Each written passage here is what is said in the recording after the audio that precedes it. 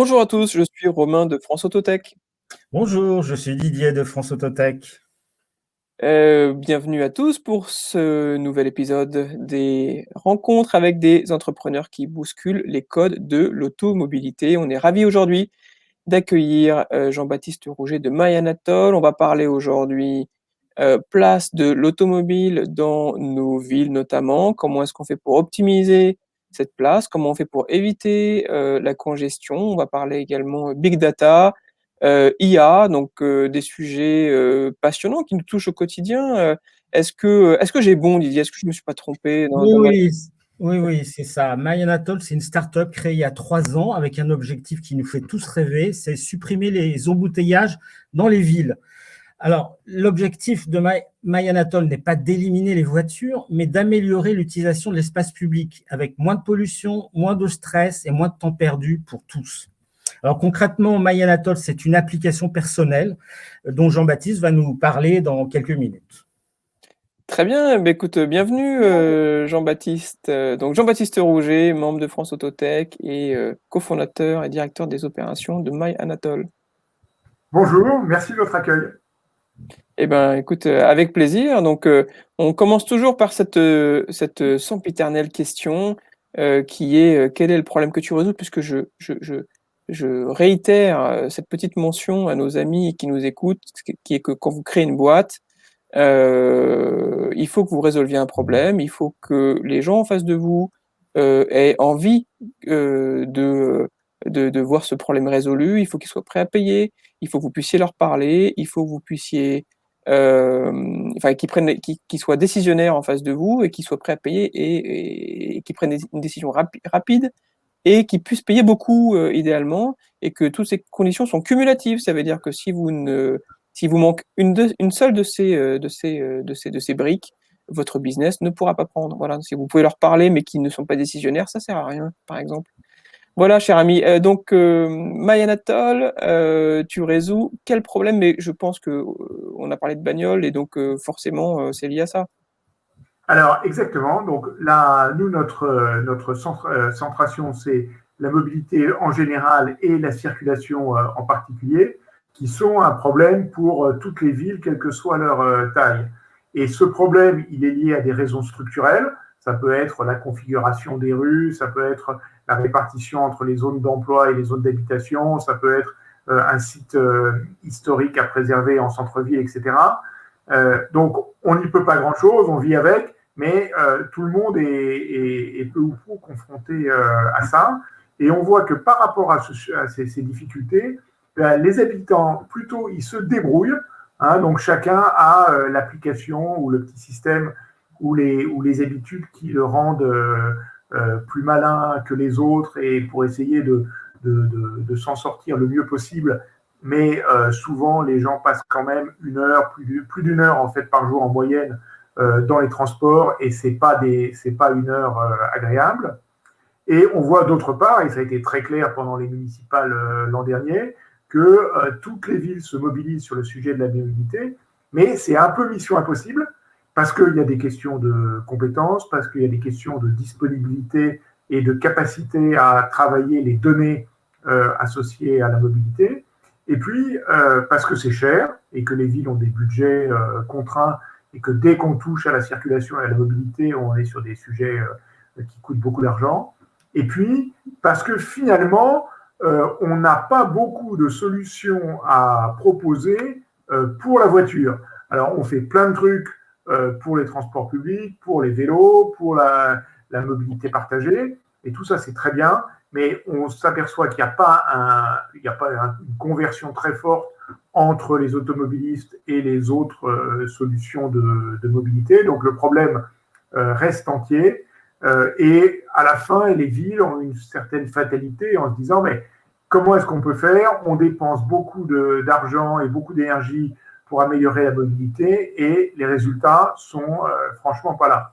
Et donc notre objectif, c'est d'apporter une vraie solution aux villes, pour réduire les embouteillages et plus largement pour rendre la mobilité plus sûre, plus efficace, plus durable et aussi plus conviviale, parce qu'il n'y a pas de raison que si on passe 1 à 2 heures à se déplacer chaque jour, qu'on n'ait pas l'ambition d'en faire quelque chose d'agréable et intéressant.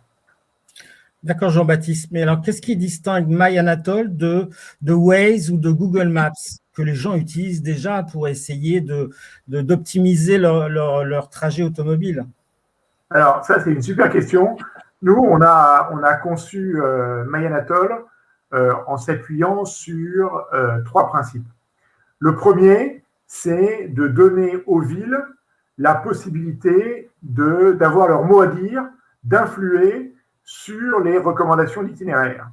Donc, c'est pas comme Waze ou Google Maps ou les GPS de voiture, finalement, où il y a des algorithmes qui ont été, pour la plupart, conçus à San Francisco et qui sont déployés partout dans le monde de la même manière. Nous, on dit, ces algorithmes, quand tout va bien, quand il n'y a pas d'embouteillage, ils marchent très bien, mais dès que la situation est un peu plus compliquée, c'est vraiment l'expertise locale qui va faire la différence. Donc, première grosse différence, on donne la possibilité aux villes d'utiliser leur expertise locale pour améliorer les recommandations d'itinéraire, en particulier quand la situation est compliquée. Le deuxième principe, c'est de permettre aux habitants de combiner la voiture avec les autres solutions de mobilité disponibles. Et si on regarde le monde des assistants de mobilité, on voit qu'il y a 2 grands silos. Il y a le silo Waze, Google, GPS orienté voiture, le silo Citymapper, Moovit, et puis toutes les applications locales associées au transport public sur lesquelles on a les bus, les métros et les mobilités douces. Mais l'enjeu, c'est de permettre aux 70% de Français qui partent de chez eux en voiture le matin, de partir de chez eux en voiture et lorsque c'est pertinent, de se poser dans un parking, prendre le train et éventuellement terminer en vélo. Donc, on veut vraiment être multimobilité, ce que ne sont pas les Waze, GPS et Google Maps non plus. Et puis, troisième différence, on veut donner aux décideurs des villes les outils d'aide à la décision qui leur permettent de définir des plans d'amélioration et de piloter vraiment l'amélioration de la mobilité dans les villes. Et tout ça, on peut dire, c'est de la tech et du digital, et c'est vrai, mais ça ne marchera que si y a une composante humaine importante. Et donc, l'enjeu derrière la tech et le digital, c'est d'animer avec les villes une communauté de citoyens qui s'engagent pour améliorer la mobilité. En tout cas, c'est intéressant parce qu'effectivement, dans ton business model, tu ne te retrouves pas avec l'obligation de faire un effort commercial extrêmement élevé en allant toucher les particuliers, puisque là, Waze le fait très bien avec Google, mais c'est quand même un peu mission impossible. Tu passes par les collectivités et donc tu t'adresses aux collectivités. C'est-à-dire que dans ton développement commercial, tu as la possibilité finalement de toucher ces organes-là, ils sont identifiés, ils sont classifiés, ils ont un mode de fonctionnement qui est d'ailleurs encadré par la loi, qui ont un peu tous un fonctionnement un petit peu similaire. C'est-à-dire que d'un point de vue développement commercial, tu arrives à t'appuyer sur eux pour après toucher cette communauté de citoyens que tu évoques. Alors, oui, et avec peut-être des subtilités qu'on a d'ailleurs découvert au fur et à mesure. Sur le rôle régulateur de la ville en matière de mobilité, ce dont on s'est rendu compte, c'est que c'était un rôle parfaitement assumé par la ville en ce qui concerne les transports publics et pas du tout en ce qui concerne la voiture. Et finalement, pour la voiture, on est un peu dans un schéma dans lequel finalement la ville, elle a plutôt un arsenal répressif, les feux, les sens uniques, les interdictions de stationner, les radars, etc. Oui, elle veut limiter en fait, elle veut limiter le trafic sur la voirie. Elle veut l'encadrer. Elle veut le limiter plutôt l'orienter. plutôt dans une régulation punitive que dans une régulation positive. Et ce qui a été intéressant de Waze, c'est que Waze a joué au contraire la régulation positive. Sauf que c'est la régulation positive à partir de San Francisco, et donc avec des effets de bord assez importants quand les situations sont congestionnées dans les villes de France ou d'ailleurs.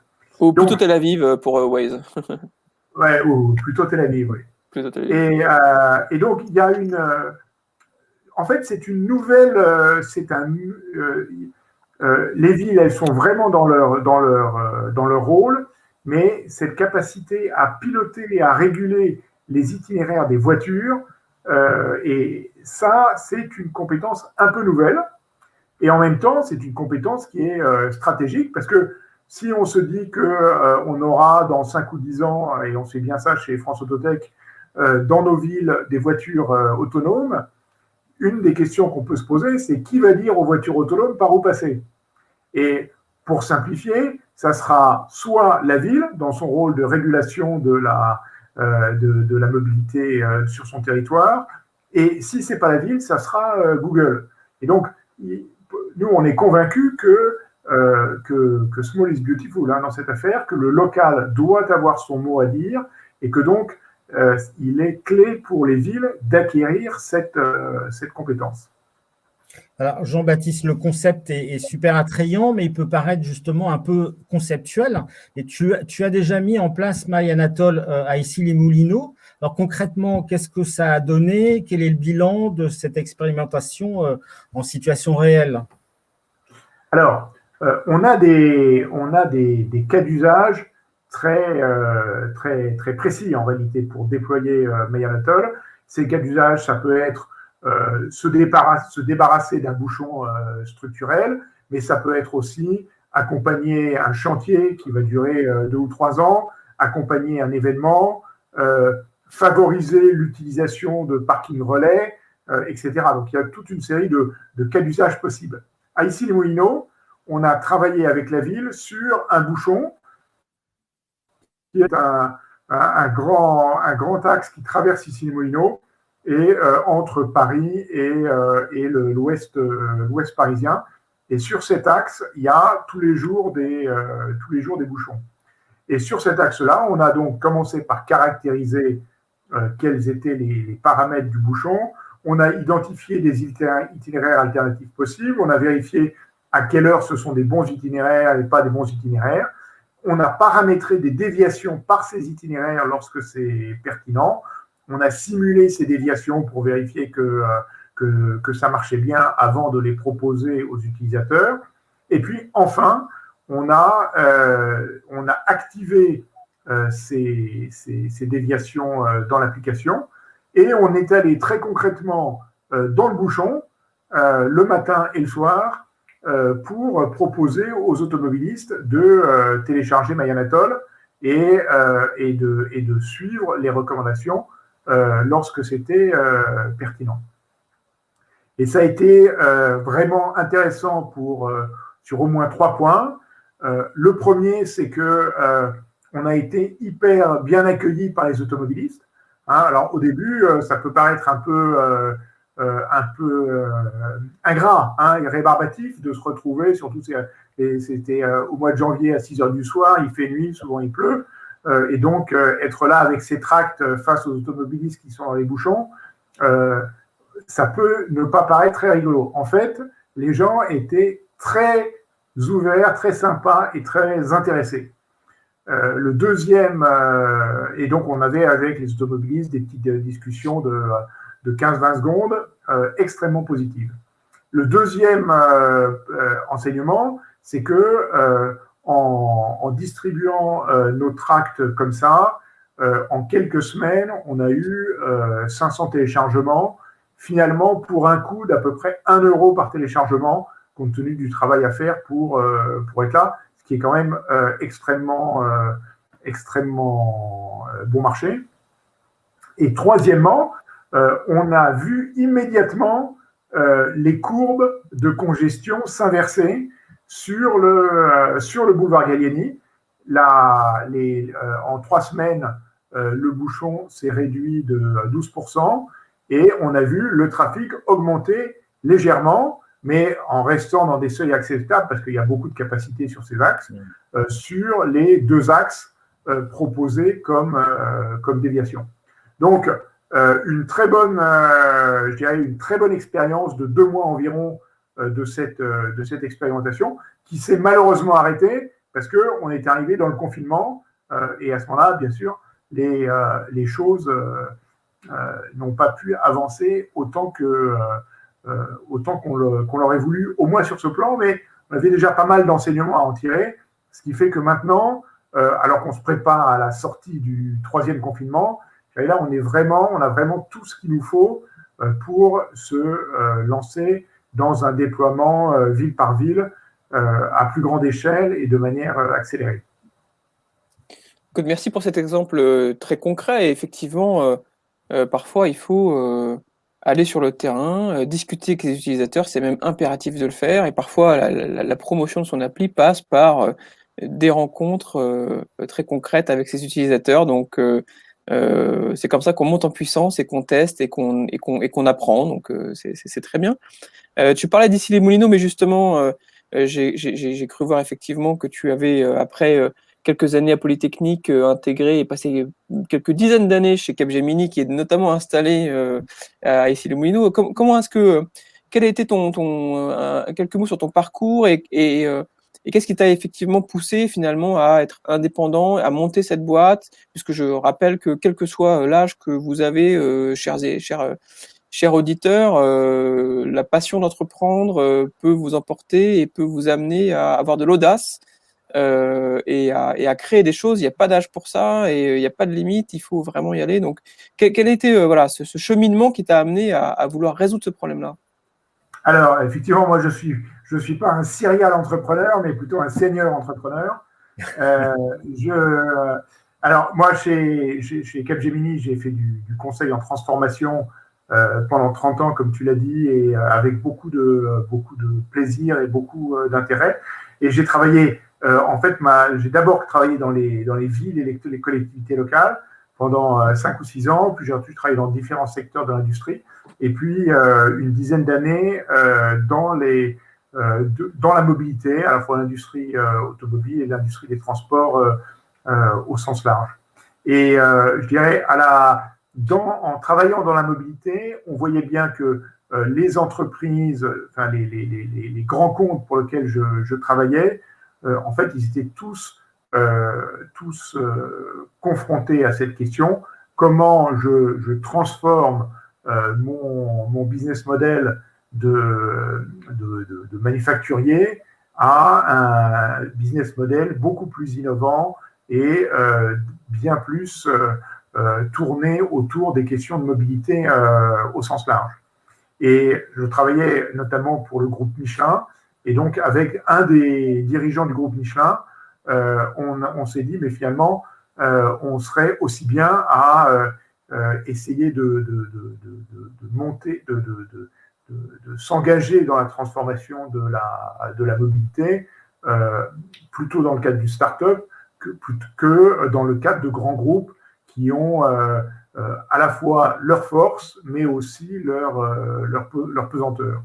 Et je crois que ce qu'on avait comme idée, c'est de se dire finalement, on a envie de vraiment jouer dans une transformation sociétale où il y a bien sûr de la tech, mais il y a l'ensemble des autres ingrédients de la transformation qui sont nécessaires. Donc c'est un peu ce challenge, moi, qui m'a vraiment motivé pour passer dans cette dynamique d'entrepreneuriat. Alors maintenant que tu es entrepreneur, finalement, quelles seraient tes bonnes recettes à donner à d'autres entrepreneurs qui se lancent? Est-ce que tu as des outils, des méthodes? Quelles sont les choses que tu as dû mettre en œuvre très rapidement pour faire grandir MyAnatole et faire fonctionner l'équipe autour de ce projet? Alors, moi, je ne sais pas si c'est les outils sur lesquels j'insisterai le plus. Moi, je dirais, premièrement, il faut avoir une vision, voir loin, avoir de l'ambition. MyAnatole, c'est une plateforme globale Aujourd'hui, avec MyAnatole, on peut prendre le métro, le bus ou un vélo partagé à peu près partout dans le monde. Donc, notre ambition, c'est de contribuer à la transformation de la mobilité partout dans le monde. Et c'est pour ça que notre plateforme est globale. Et bien sûr, on a raison de nous dire, mais attendez, vous avez un peu fumé la moquette. Et je pense que c'est important d'être tiré par une vision. Moi, un deuxième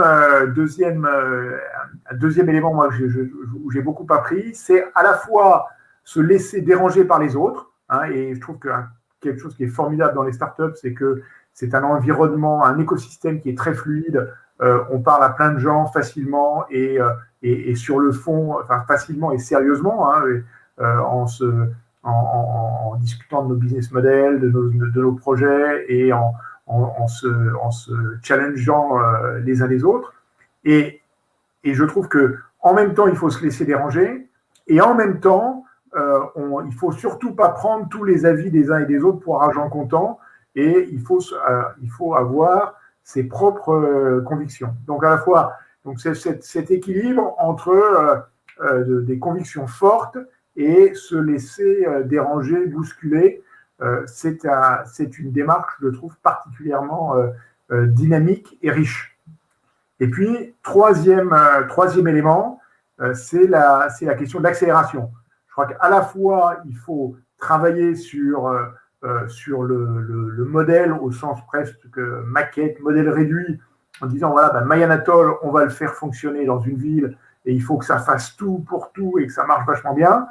Et en même temps, ça ne marchera que si on aura un succès, que si on est capable d'être dans une logique de déploiement accéléré, même si pour ça, il faut transiger, se mettre sur des cas d'usage plus spécifiques, trouver d'autres modalités, mais il faut vraiment travailler sur ces deux axes et ne jamais oublier l'axe d'accélération vers le marché. Ouais, effectivement, c'est très, très intéressant et quand on entreprend, ça met à rude épreuve sa personnalité. Effectivement, on est toujours un petit peu, on tergiverse toujours entre nos propres ambitions et finalement les retours du terrain ou les retours ou les conseils qu'on reçoit. Ça demande de faire des arbitrages et de se remettre en question. Donc, je te rejoins, c'est toujours très difficile. Merci en tout cas pour tous ces conseils. Jean-Baptiste, quelles sont les choses dont MyAnatole a besoin? Est-ce que vous recherchez des investisseurs? Est-ce que vous recherchez à embaucher? J'imagine que vous cherchez plein de clients. Donc, de quoi tu as besoin? Alors, nous, premièrement, on cherche des clients. Moi, j'ai été très, très frappé il y a 2 ou 3 ans d'une conférence d'un des membres du COMEX de la BPI qui disait, mais finalement, il y a une très grande différence dans l'environnement des startups entre les États-Unis et la France. C'est que aux États-Unis, la commande publique pour les startups est extrêmement importante et extrêmement fluide. C'est-à-dire, finalement, il y a des administrations centrales ou locales pour qui, mais finalement, dépenser quelques dizaines de milliers de dollars avec une start-up, c'est normal, c'est de l'innovation, et même si ça ne conduit pas à tous les bénéfices attendus, c'est une expérience positive. Et la conséquence de ça, c'est que les startups, elles ont facilement des clients, et ayant facilement des clients, elles ont ensuite facilement des financements, et elles peuvent rentrer dans un cercle assez vertueux de développement, d'amélioration de leur technologie, etc. Et au départ, je me disais, voilà, ça c'est pertinent, et maintenant je mesure encore plus la pertinence de ce propos, parce qu'on voit bien que ça n'est pas l'habitude des administrations françaises, qui finalement ont une alors, parce qu'elles sont soumises à leurs contraintes et à leur culture, et je ne leur jette pas la pierre, mais n'ont pas ce réflexe de se dire, voilà, on va innover, on va tester, ça va nous coûter quelques milliers d'euros ou quelques dizaines de milliers d'euros, mais à l'échelle de la ville ou d'une région, c'est pas vraiment le sujet. Et en revanche, ça va nous mettre dans une dynamique d'innovation et ça peut aussi nous apporter des résultats très, très concrets et très bénéficiaires. Voilà, donc moi, je pense que, du coup, pour répondre à ta question, ce qu'on cherche, nous, c'est des clients et on cherche, deuxièmement, des partenaires avec qui accélérer. On voit bien qu'il y a, en particulier dans le domaine de la mobilité, un très grand nombre d'acteurs pour qui la ville ou la collectivité locale d'une manière générale est un point de passage obligé, est un marché. Et on voit bien les villes qui nous disent, mais attendez, nous, les startups, on n'en peut plus, parce qu'on a toutes les semaines des startups qui prennent rendez-vous, qui nous montrent des choses qui sont intéressantes, et puis, qu'est-ce qu'on peut faire? On peut pas travailler avec toutes les startups du monde, on a du mal à faire le tri.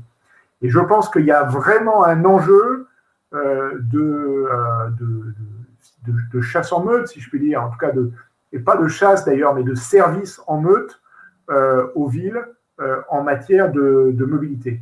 Donc moi, le deuxième chose que je recherche, c'est des startups ou des plus grands groupes qui ont envie de jouer un concept de service en meute vis-à-vis des collectivités locales.